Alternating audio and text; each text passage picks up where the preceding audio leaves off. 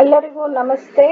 ಇವತ್ತು ನಾವು human resource ಪ್ಲಾನಿಂಗಿನ class 2 study ಮಾಡುವ. ಹ್ಯೂಮನ್ ರಿಸೋರ್ಸ್ ಪ್ಲಾನಿಂಗಲ್ಲಿ ನಾನು ಹಿಂದಿನ ಕ್ಲಾಸಲ್ಲಿ ಹೇಳಿದ ಹಾಗೇನೆ 10 ಕ್ಲಾಸಸ್ ಇದೆ. ಅದರಲ್ಲಿ 2ನೇ ಕ್ಲಾಸನ್ನು ನಾವು ಇಲ್ಲಿ ಸ್ಟಡಿ ಮಾಡುವ. ಟಾಪಿಕ್ ಏನು ಅಂತ ಹೇಳಿದರೆ objectives of human resource planning. So class 1ನಲ್ಲಿ ನಾವು ಮೀನಿಂಗ್, ಡೆಫಿನೇಷನ್ ಮತ್ತು ಫೀಚರ್ಸನ್ನು ಡಿಸ್ಕಸ್ ಮಾಡಿದ್ವಿ. ಈ ಪರ್ಟಿಕ್ಯುಲರ್ ಕ್ಲಾಸಿನಲ್ಲಿ ಹ್ಯೂಮನ್ ರಿಸೋರ್ಸ್ ಪ್ಲಾನಿಂಗ್ ಯಾತಕ್ಕೋಸ್ಕರ ಮಾಡ್ತೇವೆ, ಅದರ ಆಬ್ಜೆಕ್ಟಿವ್ಸ್ ಏನು ಅಂತ ಹೇಳಿ ನಾವು ಇಲ್ಲಿ ಸ್ಟಡಿ ಮಾಡ್ತೇವೆ.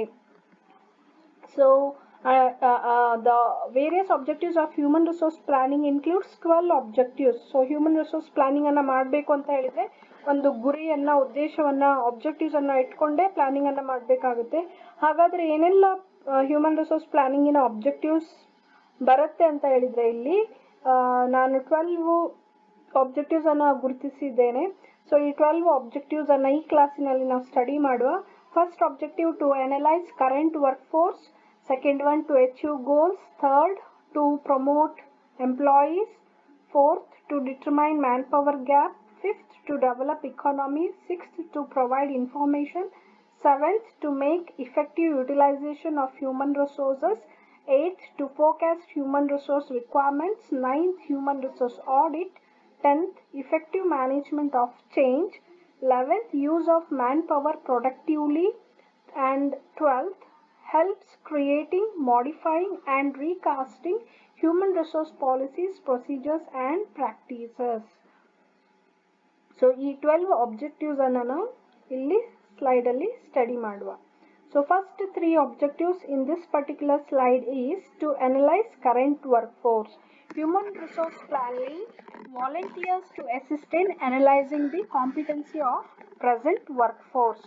ಸೊ ನಾವಿಲ್ಲಿ ಹ್ಯೂಮನ್ ರಿಸೋರ್ಸ್ ಪ್ಲಾನಿಂಗ್ ಅನ್ನ ಮಾಡಬೇಕಾದ್ರೆ ಒಂದು ಉದ್ದೇಶವನ್ನ ಇಟ್ಕೊಂಡು ಪ್ಲಾನಿಂಗ್ ಆಕ್ಟಿವಿಟೀಸ್ ಅನ್ನ ಮಾಡ್ತೇವೆ. ಆ ಉದ್ದೇಶ ಏನು ಅಂತ ಹೇಳಿದ್ರೆ ಹಾಲಿ ಇರುವಂತ ಅಂದ್ರೆ ಕರೆಂಟ್ ವರ್ಕ್ ಫೋರ್ಸ್ ಏನು ನಮ್ಮ ಕಂಪ್ನಿ ಒಳಗಡೆ ಈಗಾಗಲೇ ಕೆಲಸ ಮಾಡ್ತಾ ಇದ್ದಾರೆ, ಆ ವರ್ಕರ್ಸಿನ ಸ್ಕಿಲ್ ಸೆಟ್ಸ್ ಯಾವ ರೀತಿ ಆಗಿದೆ ಅಂತ ಹೇಳಿ ಅನಾಲಿಸಿಸ್ ಮಾಡ್ಲಿಕ್ಕೋಸ್ಕರ ನಾವು ಹ್ಯೂಮನ್ ರಿಸೋರ್ಸ್ ಪ್ಲಾನಿಂಗ್ ಅನ್ನು ಸಹ ಮಾಡಬೇಕಾಗುತ್ತೆ. ನಮ್ಮ ವರ್ಕ್ ಫೋರ್ಸ್ ಅಥವಾ ನಮ್ಮ ವರ್ಕರ್ಸಿನ ಕಾಂಪಿಟೆನ್ಸಿ ಲೆವೆಲ್ ಎಷ್ಟು ಮಟ್ಟಿಗೆ ಇದೆ ಅದನ್ನ ತಿಳ್ಕೊಂಡ್ರೆ ನಮಗೆ ಪ್ಲಾನಿಂಗ್ ಮಾಡಲಿಕ್ಕೆ ಸುಲಭ ಆಗುತ್ತೆ. ಸೊ ಆ ಗುಣಮಟ್ಟವನ್ನ, ವರ್ಕರ್ಸ್ ಅಲ್ಲಿ ಇರುವಂತ ಸ್ಕಿಲ್ ಸೆಟ್ಸಿನ ಗುಣಮಟ್ಟವನ್ನ, ಕಾಂಪಿಟೆನ್ಸೀಸ್ ಅನ್ನ ನಾವು ಚೆಕ್ ಮಾಡುವಂತ ಉದ್ದೇಶವನ್ನ ಇಟ್ಕೊಂಡು ಪ್ಲಾನಿಂಗ್ ಅನ್ನ ಇಲ್ಲಿ ಮಾಡಲಿಕ್ಕೆ ಸಾಧ್ಯ ಆಗುತ್ತೆ. Second objective is to achieve goals. Human resource planning helps in achieving individual, organisational and national goals. So ಇಲ್ಲಿ ಏನು ಹೇಳುತ್ತೆ ಅಂತ ಹೇಳಿದ್ರೆ HR ಮ್ಯಾನೇಜರ್ ಆದವರು ಹ್ಯೂಮನ್ ರಿಸೋರ್ಸ್ ಪ್ಲಾನಿಂಗ್ ಅನ್ನ ಸರಿಯಾಗಿ ಮಾಡಿದ್ರೆ ವರ್ಕರಿನ ಇಂಡಿವಿಜುವಲ್ ಗೋಲ್ಸ್ ಅನ್ನ ಅಚೀವ್ ಮಾಡ್ಲಿಕ್ಕೆ ಸಾಧ್ಯ ಆಗುತ್ತೆ, ಆರ್ಗನೈಸೇಷನ್ ಅಂದ್ರೆ ಕಂಪನಿಯ ಗೋಲ್ಸ್ ಅನ್ನ ಅಚೀವ್ ಮಾಡ್ಲಿಕ್ಕೆ ಸಾಧ್ಯ ಆಗುತ್ತೆ. ಅದೇ ರೀತಿಯಾಗಿ ನ್ಯಾಷನಲ್ ಗೋಲ್ಸ್ ಅಂದ್ರೆ ನ್ಯಾಷನಲ್ ಲೆವೆಲ್ ಗೋಲ್ಸ್, ರಾಷ್ಟ್ರ ಮಟ್ಟದಲ್ಲಿ ನಾವೇನು ಗೋಲ್ಸ್ ಅನ್ನ ಹಾಕೊಂಡಿರ್ತೇವೆ ಅದನ್ನು ಸಹ ಅಚೀವ್ ಮಾಡಲಿಕ್ಕೆ ಹ್ಯೂಮನ್ ರಿಸೋರ್ಸ್ ಪ್ಲಾನಿಂಗ್ ನಮಗೆ ಹೆಲ್ಪ್ ಮಾಡುತ್ತೆ. ಪ್ಲಾನಿಂಗ್ ಅನ್ನೇ ಸರಿ ಮಾಡಲಿಲ್ಲ ಅಂತ ಇದ್ರೆ ವರ್ಕರ್ಸಿನ ಇಂಡಿವಿಜುವಲ್ ಆಬ್ಜೆಕ್ಟಿವ್ಸ್ ಅನ್ನ ಅಚೀವ್ ಮಾಡ್ಲಿಕ್ಕೆ ಆಗುದಿಲ್ಲ, ಕಂಪನಿಯ ಆಬ್ಜೆಕ್ಟಿವ್ಸ್ ಏನಿದೆ, ಪ್ರೈಮರಿ ಅಥವಾ ಸೆಕೆಂಡರಿ ಆಬ್ಜೆಕ್ಟಿವ್ಸ್ ಏನಿದೆ ಅದನ್ನ ಅಚೀವ್ ಮಾಡ್ಲಿಕ್ಕೆ ಆಗುದಿಲ್ಲ. ನ್ಯಾಷನಲ್ ಲೆವೆಲಿನಲ್ಲಿ, ರಾಷ್ಟ್ರ ಮಟ್ಟದಲ್ಲಿ, ರಾಷ್ಟ್ರೀಯ ಮಟ್ಟದಲ್ಲಿ ನಾವು ಏನು ಗೋಲ್ಸ್ ಅನ್ನ ಹಾಕೊಂಡಿರ್ತೇವೆ ಅದನ್ನು ಅಚೀವ್ ಮಾಡ್ಲಿಕ್ಕೆ ಆಗೋದಿಲ್ಲ. ಸೊ ನಾವು ನ್ಯಾಷನಲ್ ಲೆವೆಲ್ ಅಲ್ಲಿ ನಮ್ಮ ಗೋಲ್ಸ್ ಏನಿರುತ್ತೆ ಅಂತ ಹೇಳಿದ್ರೆ ಮೇ ಬಿ ನೇಷನ್ ವೈಡ್ ನಮ್ಮ ಗೂಡ್ಸ್ ಅಥವಾ ಸರ್ವಿಸಸ್ ಅನ್ನ ಸಪ್ಲೈ ಮಾಡುವಂತ ಕನ್ಸ್ ನಾವು ನೋಡ್ತಾ ಇದ್ದೀವಿ ಅಂತ ಇದ್ರೆ ಅದನ್ನ ಅಚೀವ್ ಮಾಡಬೇಕು ಅಂತ ಹೇಳಿದ್ರೆ ಇಲ್ಲಿ ವರ್ಕರ್ಸಿಗೆ ಸಂಬಂಧಪಟ್ಟ ಹಾಗೆ ಪ್ಲಾನಿಂಗ್ ಸರಿಯಾಗಿ ಮಾಡಿದ್ರೆ ಮಾತ್ರ ಅಚೀವ್ ಮಾಡಲಿಕ್ಕೆ ಸಾಧ್ಯ ಆಗುತ್ತೆ. Third objective is to promote employees. The database available provides a comprehensive skill stock or collection which facilitates for decision making. So first chapter ಅಲ್ಲಿ ನಾವು ಲಾಸ್ಟ್ ಕ್ಲಾಸ್ ಅನ್ನ ಸ್ಟಡಿ ಮಾಡಿದ್ವಿ. ಯಾವುದರ ಬಗ್ಗೆ ಅಂತ ಹೇಳಿದ್ರೆ ಹ್ಯೂಮನ್ ರಿಸೋರ್ಸ್ ಇನ್ಫಾರ್ಮೇಶನ್ ಸಿಸ್ಟಮ್ ಬಗ್ಗೆ study ಮಾಡಿದ್ದೇವೆ. ಸೊ ಟೆಕ್ನಾಲಜಿಯನ್ನ ಬಳಕೆ ಮಾಡಿಕೊಂಡು ಅಥವಾ HR ಸಿಸ್ಟಮಿನ ಮುಖಾಂತರ ನಾವೇನ್ ಮಾಡ್ತೇವೆ, ನಮ್ಮ ಕಂಪನಿ ಒಳಗಡೆ ಎಷ್ಟು ಸಂಖ್ಯೆಯಲ್ಲಿ ವರ್ಕರ್ಸ್ ಕೆಲಸ ಮಾಡ್ತಾ ಇದ್ದಾರೆ, ಪ್ರತಿಯೊಂದು ವರ್ಕರ್ಸಿನ A to Z personal details ಅನ್ನ HRIS ಅಲ್ಲಿ ಸ್ಟೋರ್ ಮಾಡ್ಲಿಕ್ಕೆ ಸಾಧ್ಯ ಆಗುತ್ತೆ. ಹಾಗೆ ನಾವು ಪ್ರತಿಯೊಂದು ವರ್ಕರ್ಸಿನ ಇನ್ಫಾರ್ಮೇಶನ್ ಅನ್ನ ಸ್ಟೋರ್ ಮಾಡಿದಾಗ ಹಂತವಾಗಿ ಯಾವ್ಯಾವ ವರ್ಕರ್ಸಿಗೆ ಟ್ರೈನಿಂಗಿನ ಅಗತ್ಯತೆ ಇದೆ, ಯಾವ ವರ್ಕರ್ಸಿಗೆ ಪ್ರಮೋಷನ್ ಡ್ಯೂ ಆಗಿದೆ, ಯಾವ ವರ್ಕರ್ಸ್ ರಿಟೈರ್ಮೆಂಟ್ ಹಂತಕ್ಕೆ ಬಂದಿದ್ದಾರೆ, ಇದನ್ನೆಲ್ಲ ತಿಳ್ಕೊಳ್ಳಿಕ್ಕೆ ಸಾಧ್ಯ ಆಗುತ್ತೆ. ವರ್ಕರ್ಸನ್ನು ಅವರ ಕರಿಯರನ್ನು ಬೆಳೆಸಲಿಕ್ಕೆ ಸಾಧ್ಯ ಆಗುತ್ತೆ, ಕರಿಯರ್ ಡೆವಲಪ್ಮೆಂಟನ್ನು ಮಾಡಲಿಕ್ಕೆ ಸಾಧ್ಯ ಆಗುತ್ತೆ, ವರ್ಕರ್ಸನ್ನು ಪ್ರಮೋಟ್ ಮಾಡಲಿಕ್ಕೆ ಸಾಧ್ಯ ಆಗುತ್ತೆ. ಸೊ ಇದೆಲ್ಲ ಸರಿಯಾದ ಟೈಮಲ್ಲಿ ಆಗ್ತಾ ಬಂದರೆ, ಅಂದರೆ ಪ್ರಮೋಷನ್ ಕೊಡುವಂಥದ್ದಾಗಿರ್ಬೋದು, ಟ್ರೈನಿಂಗ್ ಕೊಡುವಂಥದ್ದಾಗಿರ್ಬೋದು, ರಿಟೈರ್ಮೆಂಟ್ ಕೊಡುವಂಥದ್ದಾಗಿರ್ಬೋದು, ಇದೆಲ್ಲ ಸರಿಯಾದ ಟೈಮಿನಲ್ಲಿ ಮಾಡ್ತಾ ಬಂದಾಗ ಅಥವಾ ಮಾಡಬೇಕು ಅಂತ ಹೇಳಿದರೆ ಅಲ್ಲಿ ಹ್ಯೂಮನ್ ರಿಸೋರ್ಸ್ ಪ್ಲಾನಿಂಗ್ ಮಾಡಲೇಬೇಕಾಗುತ್ತೆ. ಸರಿಯಾದ ಟೈಮಿನಲ್ಲಿ ಸರಿಯಾದ ಕೆಲಸ ಆಗ್ತಾ ಇದೆ ಅಂತ ಬಂದಾಗ ನಾವೇನು ಅಬ್ಜೆಕ್ಟಿವ್ಸ್ ಕಂಪ್ನಿಯವ್ರು ಹಾಕ್ಕೊಂಡಿರ್ತಾರೆ ಅದನ್ನು ಅಚೀವ್ ಮಾಡಲಿಕ್ಕೆ ಸಾಧ್ಯ ಆಗುತ್ತೆ. Fourth one is to determine manpower gap. Manpower gap means manpower planning examine the gaps in existing manpower so that suitable training programs may be developed for building specific skills.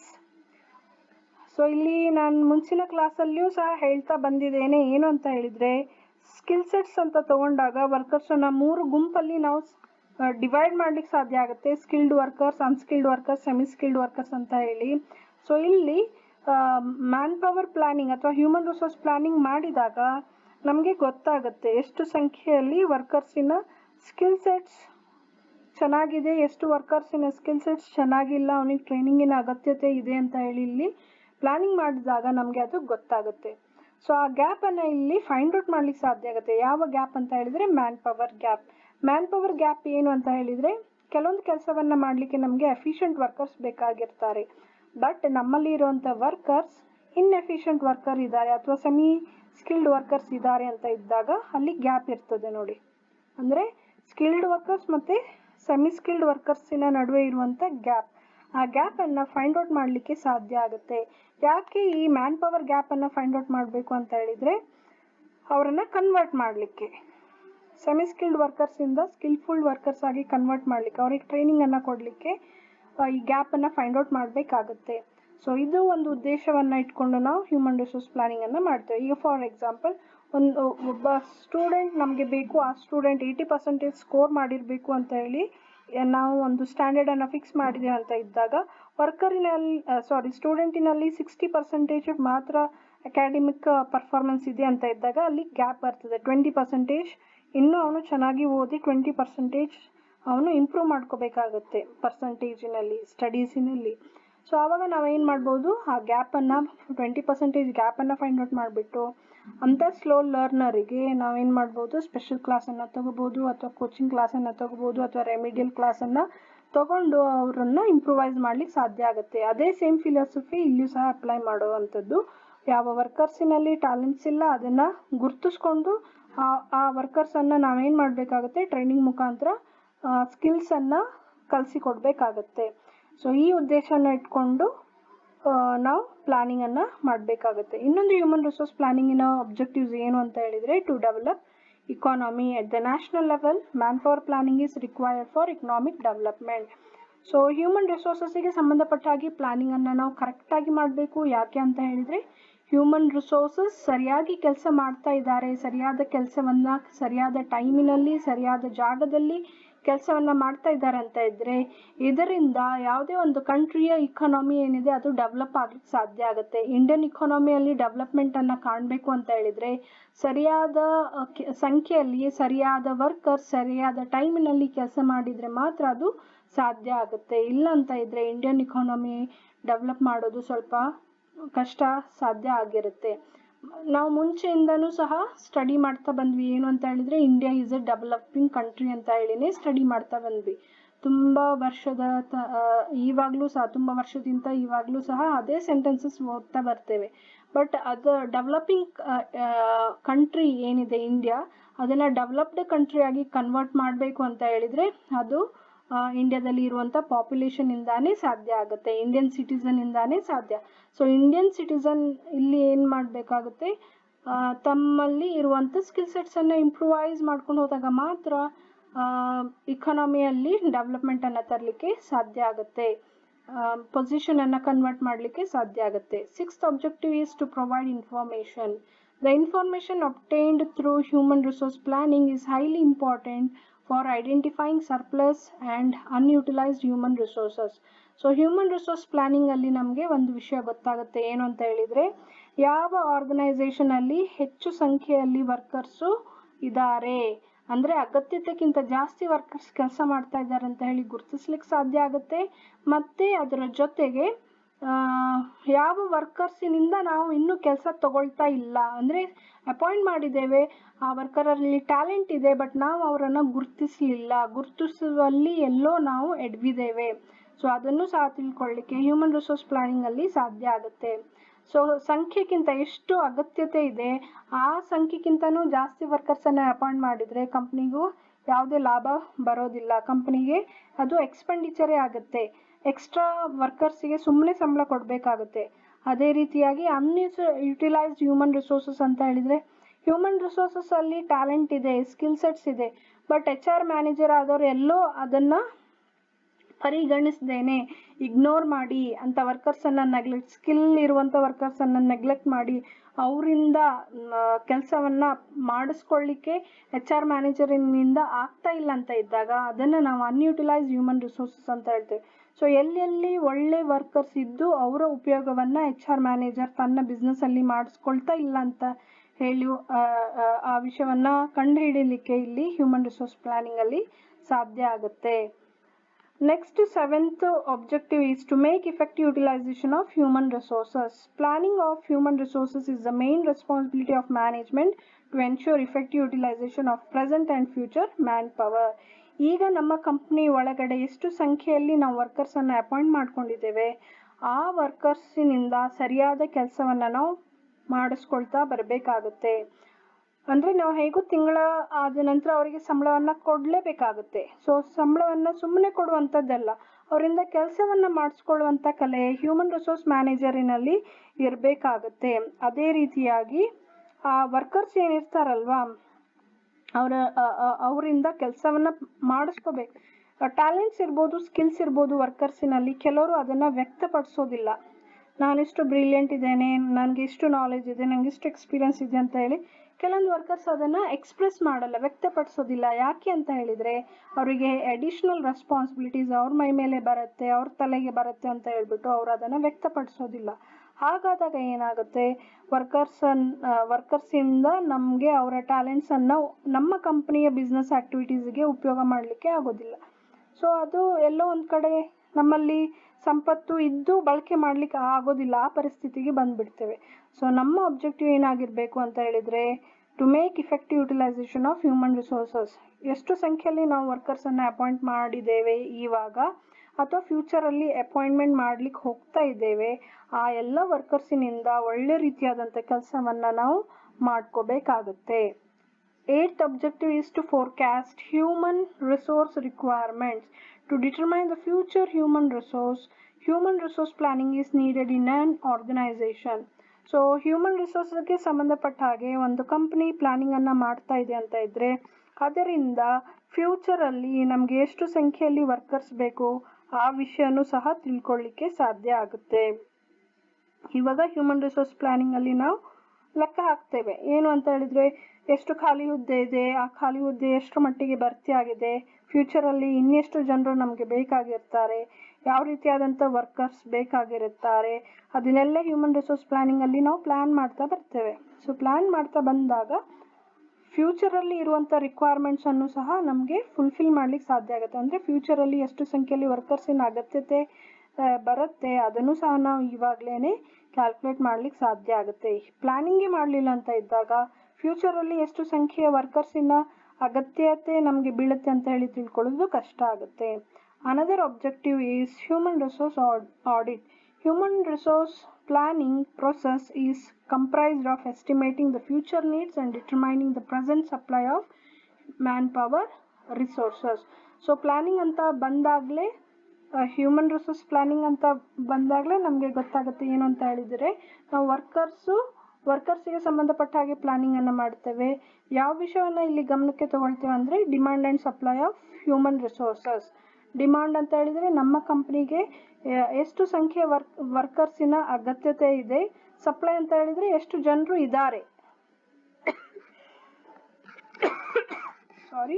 ಇದನ್ನು ನಾವೇನಂತ ಹೇಳ್ತೇವೆ, human resource audit ಅಂತ ಹೇಳ್ತೇವೆ. So ನಮ್ಮ ಆರ್ಗನೈಸೇಷನಲ್ಲಿ ಎಷ್ಟು ಸಂಖ್ಯೆಯ ವರ್ಕರ್ಸಿನ ಅಗತ್ಯತೆ ಇದೆ. ಫಾರ್ ಎಕ್ಸಾಂಪಲ್, ನಮ್ಮ ಕಂಪನಿಯಲ್ಲಿ ಕೆಲಸವನ್ನು ಸುಸೂತ್ರವಾಗಿ ನಡೆಸ್ಕೊಂಡು ಹೋಗ್ಲಿಕ್ಕೆ 100 ವರ್ಕರ್ಸಿನ ಅಗತ್ಯತೆ ಇದೆ ಅಂತ ಇದ್ದು, ನಮ್ಮಲ್ಲಿ ಸಪ್ಲೈ ಇರೋದು ಅಂದರೆ ಈಗಾಗಲೇ ನಾವು ಅಪಾಯಿಂಟ್ಮೆಂಟ್ ಮಾಡ್ಕೊಂಡಿದ್ದು 90 ವರ್ಕರ್ಸ್ ಅಂತ ಬಂದಾಗ ಅಲ್ಲಿ ಒಂದು ವಿಷಯ ಬೆಳಕಿಗೆ ಬರುತ್ತೆ. ಏನು ಅಂತ ಹೇಳಿದರೆ, ನಾವು ವರ್ಕರ್ಸನ್ನು ಶಾರ್ಟೇಜ್ ಆಗಿ ಅಪಾಯಿಂಟ್ಮೆಂಟ್ ಮಾಡಿದ್ದೇವೆ. ಅಂದರೆ ನಮಗೆ ಕೆಲಸವನ್ನು ಸುಸೂತ್ರವಾಗಿ ನಡ್ಸ್ಕೊಂಡು ಹೋಗ್ಲಿಕ್ಕೆ 100 ವರ್ಕರ್ಸಿನ ಅಗತ್ಯತೆ ಇದೆ. ಬಟ್ ನಾವು 90 ವರ್ಕರ್ಸಿಂದಾನೇ ಕೆಲಸವನ್ನು ನಡ್ಸ್ಕೊಂಡು ಹೋಗ್ತಾ ಇದ್ದೇವೆ. ಸೊ ಎಲ್ಲೋ ಒಂದು ಕಡೆ 10 ವರ್ಕರ್ಸು ನಮ್ಮ ಕಂಪ್ನಿಯಲ್ಲಿ ಶಾರ್ಟೇಜ್ ಇದ್ದಾರೆ.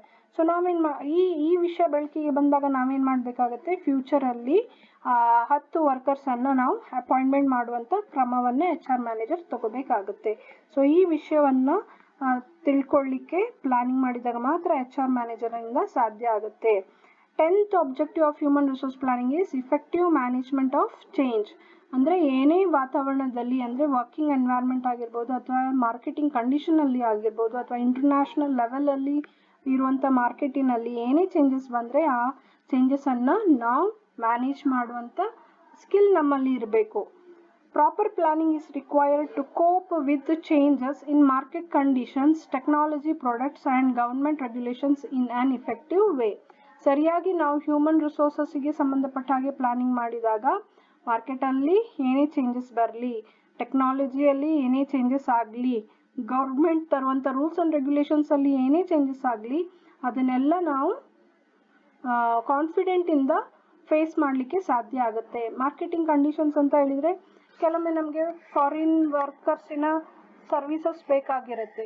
ಸೊ ಫಾರಿನ್ ವರ್ಕರ್ಸಿನ ಸರ್ವಿಸಸ್ ಬೇಕು ಅಂತ ಹೇಳಿದರೆ ನಾವೇನು ಮಾಡಬೇಕಾಗುತ್ತೆ, ಪ್ಲ್ಯಾನಿಂಗನ್ನು ಮಾಡಿಕೊಂಡು ಅವ್ರನ್ನ ಅಪಾಯಿಂಟ್ಮೆಂಟ್ ಮಾಡಿದರೆ ಅವ್ರು ಎಷ್ಟು ಸಂಬಳವನ್ನು ಕೇಳ್ಬೋದು ಅಂತ ಹೇಳಿ ಗಮನದಲ್ಲಿ ಇಟ್ಕೊಂಡು ನಾವು ಅವರನ್ನು ಅಪಾಯಿಂಟ್ಮೆಂಟ್ ಮಾಡಬೇಕಾಗುತ್ತೆ.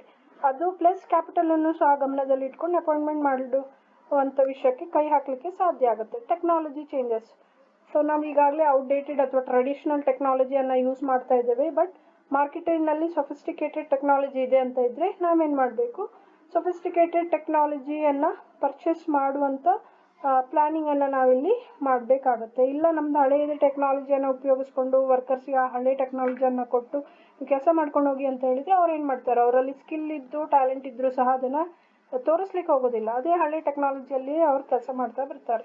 ವರ್ಕರ್ಸಿಗೆ ಸಂಬಂಧಪಟ್ಟ ಹಾಗೆ ಕೆಲವೊಮ್ಮೆ ಗೌರ್ಮೆಂಟ್ ರೂಲ್ಸನ್ನು ಚೇಂಜ್ ಮಾಡ್ತಾ ಇರ್ತಾರೆ ಅಂತ ಇದ್ದಾಗ, ಸೊ ಆ ಚೇಂಜಸನ್ನು ವರ್ಕರ್ಸಿಗೆ ಸಂಬಂಧಪಟ್ಟ ಹಾಗೆ ಗೌರ್ಮೆಂಟ್ ಏನೇನು ರೂಲ್ಸ್ ಆ್ಯಂಡ್ ರೆಗ್ಯುಲೇಷನ್ಸ್ ಆಗುತ್ತೆ ಅದನ್ನು ನಾವು ನಮ್ಮ ಪ್ಲಾನಿಂಗಲ್ಲಿ ನಾವು ಅದನ್ನು ಇನ್ಕ್ಲೂಡ್ ಮಾಡಬೇಕಾಗತ್ತೆ. ಸರ್ಕಾರ ಏನು ಬೇಕಾದ್ರೂ ಕಾನೂನು ತರಲಿ, ವರ್ಕರ್ಸಿಗೆ ಸಂಬಂಧಪಟ್ಟ ಹಾಗೆ ನಮಗೆ ಸಂಬಂಧ ಇಲ್ಲ ಅಂತ ಹೇಳಿ ಕೂರುವಂಥದ್ದಲ್ಲ.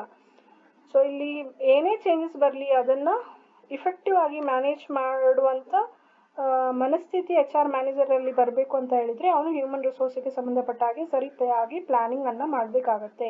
ಈಗ ಗೌರ್ಮೆಂಟ್ ರೂಲ್ಸ್ ಆ್ಯಂಡ್ ರೆಗ್ಯುಲೇಷನ್ಸ್ ವರ್ಕರ್ಸಿಗೆ ಸಂಬಂಧಪಟ್ಟ ಹಾಗೆ ಏನು ಅಂತ ಹೇಳಿದರೆ, ಸಪೋಸ್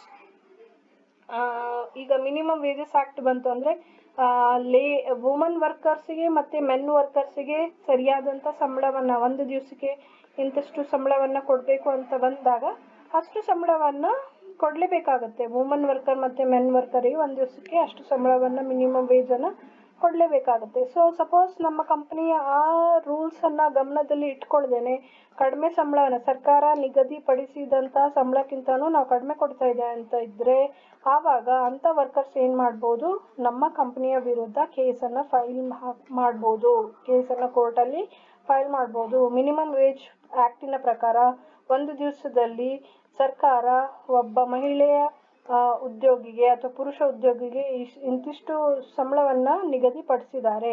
ಸೊ ಅದಕ್ಕಿಂತನೂ ಕಡಿಮೆ ಸಂಬಳವನ್ನು ನಮ್ಮ ಕಂಪ್ನಿಯಲ್ಲಿ ಇವಾಗ ಕೊಡ್ತಾ ಇದ್ದಾರೆ. ಸೊ ಈ ವಿಷಯದ ಬಗ್ಗೆ ನೀವು ಕ್ರಮವನ್ನು ಕೈಗೊಳ್ಳಿ ಅಂತ ಹೇಳಿ ಕೇಸನ್ನು ಫೈಲ್ ಮಾಡ್ಬೋದು ಕಂಪ್ನಿಯ ವಿರುದ್ಧ. ಸೊ ಈ ಏನೇ ಕಾನೂನು ತರ್ತಾ ಇದ್ದಾರೆ ಗೌರ್ಮೆಂಟ್ ಅವರು ವರ್ಕರ್ಸಿಗೆ ಸಂಬಂಧಪಟ್ಟ ಹಾಗೆ, ಅವರ ಸಂಬಳ ಆಗಿರ್ಬೋದು, ಬೆನಿಫಿಟ್ಸ್ ಬಗ್ಗೆ ಆಗಿರ್ಬೋದು, ಅದನ್ನೆಲ್ಲ ಪ್ಲ್ಯಾನಿಂಗ್ ಮಾಡಬೇಕಾದ್ರೆ ಗಮನದಲ್ಲಿ ಇಟ್ಕೊಂಡು ಪ್ಲ್ಯಾನಿಂಗನ್ನು ಮಾಡಬೇಕಾಗತ್ತೆ. 11th one is use of manpower productively. ಏನೇನು ಮ್ಯಾನ್ ಪವರ್ ಅಥವಾ ವರ್ಕರ್ಸ್ ನಮ್ಮ ಆರ್ಗನೈಸೇಷನಲ್ಲಿ ಇದ್ದಾರೆ ಆ ಎಲ್ಲ ವರ್ಕರ್ಸ್ನಿಂದ ಸರಿಯಾಗಿ ಕೆಲಸವನ್ನು ಮಾಡಿಕೊಳ್ಳುವಂಥ ಕಲೆ HR ಮ್ಯಾನೇಜರಲ್ಲಿ ಇರಬೇಕು. by keeping an inventory of existing personnel in the organization by skill, by training, educational qualification, workforce, it is possible to achieve the objectives. So workers ಅನ್ನ ಅಪಾಯಿಂಟ್ ಮಾಡಿದ್ದೇವೆ, ಈಗ 100 ವರ್ಕರನ್ನು ಅಪಾಯಿಂಟ್ಮೆಂಟ್ ಮಾಡಿದ್ದೇವೆ ಅಂತ ಇದ್ದಾಗ HR ಮ್ಯಾನೇಜರ್ ಆದವರು 100 ವರ್ಕರ್ಸಿನಿಂದ ಸರಿಯಾಗಿ ಕೆಲಸವನ್ನ ಮಾಡಿಸ್ಕೋಬೇಕಾಗುತ್ತೆ. ಇಲ್ಲ ನಾನು 10 ವರ್ಕರ್ಸಿಗೆ ನನ್ನ 100 ವರ್ಕರ್ಸಿನಲ್ಲಿ 10 ವರ್ಕರ್ಸ್ ನನ್ನ ಫ್ರೆಂಡ್ಸ್ ಇದ್ದಾರೆ ಅಥವಾ ರಿಲೇಟಿವ್ಸ್ ಇದ್ದಾರೆ, ಅವರಿಗೆ ನಾನು ಕೆಲಸವನ್ನ ಅಷ್ಟು ಆ ಕೆಲಸದ ಪ್ರೆಷರನ್ನು ಅಷ್ಟು ಕೊಡೋದಿಲ್ಲ, ಅವರಿಂದ ನಾನು ಅಷ್ಟು ಕೆಲಸವನ್ನ ಮಾಡಿಸ್ಕೊಳ್ಳೋದಿಲ್ಲ ಅಂತ ಬಂದಾಗ ಇಲ್ಲಿ ಏನಾಗುತ್ತೆ, ಕಂಪನಿ ಸುಮ್ಮನೆ ಅವರಿಗೆ ಸಂಬಳ ಕೊಟ್ಟ ಹಾಗೆ ಆಗುತ್ತೆ. ಸೊ ಹಾಗಾಗಬಾರ್ದು. ನಾವು ವರ್ಕರ್ಸ್ ಮೇಲೆ ಖರ್ಚನ್ನು ಮಾಡ್ತಾ ಇದ್ದೇವೆ, ಸಂಬಳ ರೂಪದಲ್ಲಿ ಖರ್ಚನ್ನು ಮಾಡ್ತೇವೆ ಅಂತ ಇದ್ದಾಗ ವರ್ಕರ್ಸಿನಿಂದ ಅಷ್ಟು ಶ್ರಮವನ್ನು ನಾವು ಪಡ್ಕೋಬೇಕಾಗುತ್ತೆ, ಅವರಿಂದ ಕೆಲಸವನ್ನ ಮಾಡಿಸ್ಕೋಬೇಕಾಗುತ್ತೆ. ಸೊ ಇದು HR ಮ್ಯಾನೇಜರಿನ ಕರ್ತವ್ಯ ಆಗಿರುತ್ತೆ. ಪ್ಲಾನಿಂಗ್ ಮಾಡಬೇಕಾದ್ರೆ ಈ ವಿಷಯವನ್ನ ಗಮನದಲ್ಲಿ ಇಟ್ಕೋಬೇಕಾಗುತ್ತೆ. ನಮ್ಮ ಆರ್ಗನೈಸೇಷನ್ ಅಲ್ಲಿ ಎಷ್ಟು ವರ್ಕರ್ಸ್ ಇದ್ದಾರೆ, ಅವರ ಸ್ಕಿಲ್ ಸೆಟ್ಸ್ ಯಾವ ರೀತಿಯಾಗಿದೆ, ಅದಕ್ಕೆ ತಕ್ಕ ಹಾಗೆ ಅವರಿಗೆ ಕೆಲಸವನ್ನ ಕೊಟ್ಟು ಗೋಲ್ಸ್ ಅನ್ನು ಅಚೀವ್ ಮಾಡಬೇಕಾಗುತ್ತೆ. ಇನ್ನೊಂದು ಉದ್ದೇಶ ಹ್ಯೂಮನ್ ರಿಸೋರ್ಸ್ ಪ್ಲಾನಿಂಗ್ ಮಾಡುವ ಇನ್ನೊಂದು ಉದ್ದೇಶ ಏನು ಅಂತ ಹೇಳಿದ್ರೆ, to help create, modify, recast human resource policies, procedures and practices. Human resource planning helps to create or modify human resource policies, procedures, practices to align the demand and supply of human resource talent in the organization. So human resource planning ಒಂದು ಆರ್ಗನೈಸೇಷನ್ಗೆ help ಮಾಡುತ್ತೆ. ಏನನ್ನ help ಮಾಡುತ್ತೆ ಅಂತ ಹೇಳಿದ್ರೆ, ನಮ್ಮ human ರಿಸೋರ್ಸಸ್ಗೆ ಸಂಬಂಧಪಟ್ಟ ಹಾಗೆ, ನಮ್ಮ ವರ್ಕರ್ಸ್ಗೆ ಸಂಬಂಧಪಟ್ಟ ಹಾಗೆ ನಾವು ಪಾಲಿಸೀಸ್ ಅನ್ನ, ಗೈಡ್ಲೈನ್ಸ್ ಅನ್ನ, ರೂಲ್ಸ್ ಅಂಡ್ ರೆಗ್ಯುಲೇಷನ್ಸ್ ಅನ್ನ ಪ್ರಿಪೇರ್ ಮಾಡ್ತೇವೆ. ಸೊ ಹ್ಯೂಮನ್ ರಿಸೋರ್ಸಸ್ ಬಗ್ಗೆ ಪ್ಲಾನಿಂಗ್ ಅನ್ನೇ ಮಾಡಲಿಲ್ಲ ಅಂತ ಇದ್ರೆ ಗೈಡ್ಲೈನ್ಸ್, ರೂಲ್ಸ್ ಅಂಡ್ ರೆಗ್ಯುಲೇಷನ್ಸ್ ತರೋದು ನಮಗೆ ಕಷ್ಟ ಆಗುತ್ತೆ. ಹ್ಯೂಮನ್ ರಿಸೋರ್ಸಸ್ ಬಗ್ಗೆ ನಾವು ಪ್ಲಾನಿಂಗ್ ಅನ್ನ ಸರಿಯಾಗಿ ಮಾಡಿದೆ ಅಂತ ಇದ್ರೆ ಅವರಿಗೆ ಹಂತ ಹಂತವಾಗಿ ಯಾವ್ಯಾವ ಪ್ರೋಗ್ರಾಮ್ ಅನ್ನ ಜಾರಿಗೆ ತರಬೇಕು ಅದನ್ನ ಜಾರಿಗೆ ತರಲಿಕ್ಕೆ ಸಾಧ್ಯ ಆಗುತ್ತೆ. ಹ್ಯೂಮನ್ ರಿಸೋರ್ಸ್ಗೆ ಸಂಬಂಧಪಟ್ಟ ಹಾಗೆ ಪ್ಲಾನಿಂಗ್ ಮಾಡಲಿಲ್ಲ ಅಂತ ಇದ್ರೆ ಅವರಿಗೆ ಯಾವ್ಯಾವ ಪ್ರೋಗ್ರಾಮ್ ಅನ್ನ ಫ್ಯೂಚರ್ ಅಲ್ಲಿ ನಾವು ತರಬೇಕು ಅಂತ ಹೇಳಿ ಆಲೋಚನೆ ಮಾಡೋದು ಕಷ್ಟ ಆಗುತ್ತೆ. ಅದೇ ರೀತಿಯಾಗಿ ಡಿಮಾಂಡ್ ಸಪ್ಲೈ ಅನ್ನ ನಾವಿಲ್ಲಿ ಮ್ಯಾಚ್ ಮಾಡಬೇಕಾಗತ್ತೆ. ನಮ್ಮ ಕಂಪನಿಯಲ್ಲಿ 100 ವರ್ಕರ್ಸಿನ ಡಿಮಾಂಡ್ ಇದೆ ಅಂತ ಇದ್ರೆ ನಾವು ಎಷ್ಟು ವರ್ಕರ್ಸ್ ಅನ್ನ ಅಪಾಯಿಂಟ್ ಮಾಡಬೇಕು, 100 ವರ್ಕರ್ಸ್ ಅನ್ನೇ ಅಪಾಯಿಂಟ್ಮೆಂಟ್ ಮಾಡಬೇಕು. 95 ಅಪಾಯಿಂಟ್ ಮಾಡಬಾರ್ದು, 105 ಅಪಾಯಿಂಟ್ ಮಾಡಬಾರ್ದು, ಕಡಿಮೆನೂ ಅಪಾಯಿಂಟ್ಮೆಂಟ್ ಮಾಡಬಾರ್ದು, ಜಾಸ್ತಿ ವರ್ಕರ್ಸಿನ ಅಪಾಯಿಂಟ್ಮೆಂಟು ಸಹ ಮಾಡಬಾರ್ದು.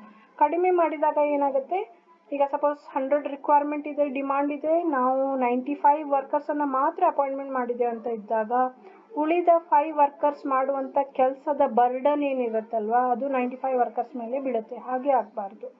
ಅದೇ ರೀತಿಯಾಗಿ 105 ವರ್ಕರ್ಸ್ ಅನ್ನು ಸಹ ನಾವು ಅಪಾಯಿಂಟ್ಮೆಂಟ್ ಮಾಡಬಾರ್ದು. 5 ವರ್ಕರ್ಸ್ ಜಾಸ್ತಿ ಅಪಾಯಿಂಟ್ಮೆಂಟ್ ಮಾಡಿದಾಗ ಏನಾಗುತ್ತೆ, ಅವರಿಗೆ ಸುಮ್ಮನೆ ಸಂಬಳ ಕೊಡಬೇಕಾಗುತ್ತೆ. ಸೊ ಅದು ಕಂಪನಿಗೆ ಬರ್ಡನ್ ಆಗುತ್ತೆ. ಸೊ ಪ್ಲಾನಿಂಗ್ ಅಲ್ಲಿ ಹ್ಯೂಮನ್ ರಿಸೋರ್ಸ್ ಪ್ಲಾನಿಂಗ್ ಮಾಡಬೇಕಾದ್ರೆ ಈ ವಿಷಯವನ್ನ ಗಮನದಲ್ಲಿ ಇಟ್ಕೊಂಡು ಪ್ಲಾನಿಂಗ್ ಅನ್ನ ಮಾಡಬೇಕಾಗುತ್ತೆ. So these are the various objectives of human resource planning. Thank you.